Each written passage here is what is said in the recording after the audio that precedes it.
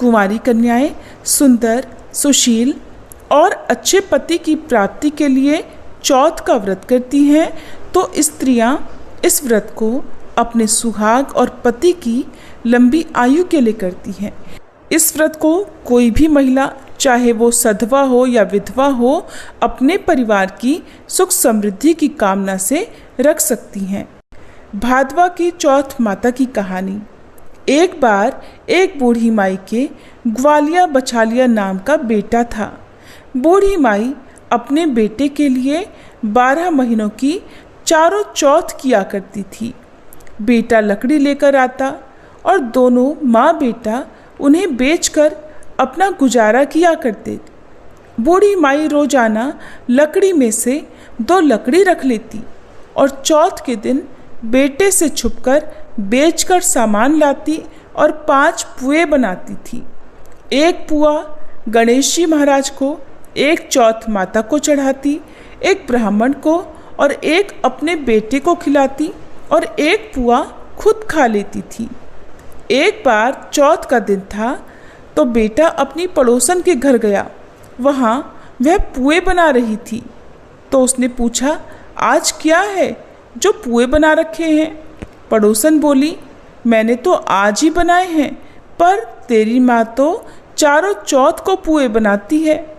उसने जाकर अपनी माँ से पूछा, माँ तू रोज पुए बनाती है, मैं इतनी मेहनत से कमाता हूँ। बूढ़ी माई कहने लगी, बेटा मैं तो चौथ माता का व्रत करती हूँ। तब बेटा बोला, माँ तू मुझे रख ले या चौथ माता को ही रख ले। बूढ़ी माई बोली, मैं तो तेरे लिए ही चौथ का व्रत करती हूँ, इसलिए मैं तुझे छोड़ सकती हूँ, पर चौथ माता को नहीं। बेटा मारे गुस्से के घर से जाने लगा तो बूढ़ी माई बोली, जा रहा है तो मेरे हाथ से ये आंखें लेते जा, जहाँ संकट आए वहाँ ही पूर देना। बेटे ने सोचा, बात तो झूठी है, पर ले चलने में क्या बुराई है, और वह चलने लगा। जब वह थोड़ी दूर ही पहुंचा था कि उसने देखा आगे खून की नदी बह रही थी। कहीं से भी रास्ता नहीं मिला तो आँखा पूर कर बोला कि चौथ माता, अगर तू सच्ची है तो मुझे रास्ता मिल जाए। ऐसा कहते ही झट से उसे रास्ता मिल गया। आगे गया तो घनघोर अंधेरा, उजाड़ फैला हुआ था। उसने मन में सोचा कि मुझे शेर भगेरे खा जाएंगे, इसलिए वो आँखा पूर कर फिर बोला, चौथ माता मुझे रास्ता मिल जाए। और तब चौथ माता की कृपा से उसे जल्दी से रास्ता मिल गया। वह आगे चला। जाते जाते एक राजा की नगरी में पहुंचा। वहाँ का राजा रोजाना एक आदमी की बलि देता था। वह एक बूढ़ी माई के पास गया और वह बूढ़ी माई उस समय रोती जा रही थी और रसोई घर में पुए बनाती जा रही थी। लड़के ने बूढ़ी माई से पूछा, बूढ़ी माई क्या बात है, तुम रो भी रही हो और पुए भी बना रही हो? बूढ़ी माई ने उत्तर दिया कि मेरे एक ही बेटा है जिसकी कल राजा बलि देने वाला है, मैं उसी के लिए पुए बना रही हूँ। तब वह बोला, बूढ़ी माई अपने बेटे की जगह मुझे पुए खिला दे, मैं उसकी जगह बलि चढ़ने चला जाऊँगा। बूढ़ी माई ने कहा कि मैं दूसरे के बेटे को कैसे भेज सकती हूँ, लेकिन वह नहीं माना तो बूढ़ी माई ने उसको पुए खिला दिए। अगले दिन जब राजा का संदेश मिला तो बूढ़ी माई ने सोचा कि मैं कैसे दूसरे के बेटे को बलि चढ़ने के लिए भेज सकती हूँ, मैं ऐसा नहीं कर सकती। लेकिन बाहर का शोरगुल सुनकर बूढ़ी माई का वह बेटा जाग गया और राजा के आदमियों के साथ चला गया। वहाँ पर मटके पकाने वाला आवा, जिसमें कुम्हार मटकों को पकाता है, बना हुआ था, जिसमें किसी इंसान की बलि देने के बाद ही उसमें आवा पकता था। फिर राजा के आदमियों ने मिलकर उस लड़के को आवा में चुन दिया और वह आँखा पूर कर आवा में बैठ गया।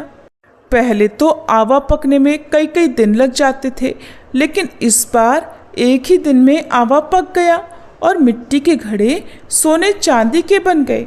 तभी वहां पर एक औरत झाड़ू लगाने आई।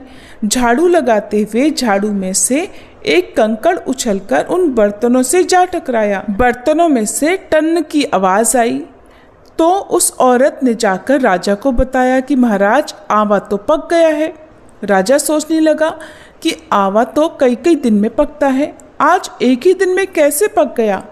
जब जाकर देखा तो वहाँ पर तो मिट्टी के मटकों की जगह हीरे मोती और सोने चांदी के कलश हो गए थे। और अंदर से आवाज़ आई कि धीरे से उतारो, अंदर आदमी है। आवाज़ को सुनकर राजा के आदमी डर गए कि अंदर कौन सा भूत प्रेत आ गया।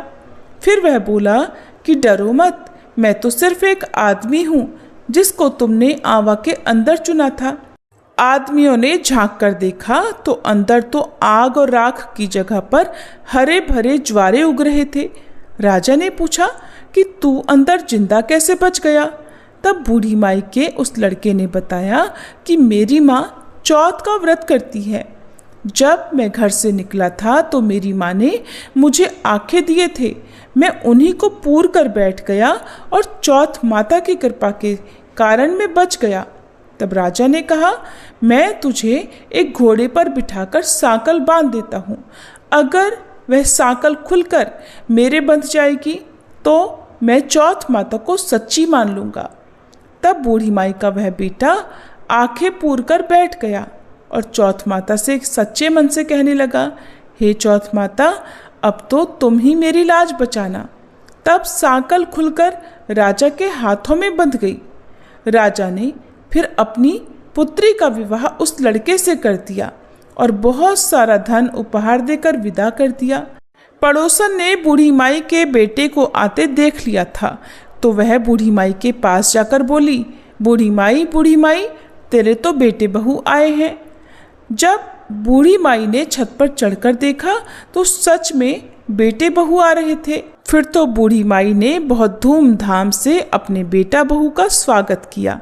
हे चौथ माता, जैसे आपने बूढ़ी माई और उसके बेटे पर कृपा की वैसी सब पर करना। भादवा की चौथ माता की कहानी कहने वाले को, सुनने वाले को और हुंकारा भरने वाले को और उनके सभी परिवार वालों पर अपनी कृपा करना। प्रेम से बोलिए, चौथ माता की जय।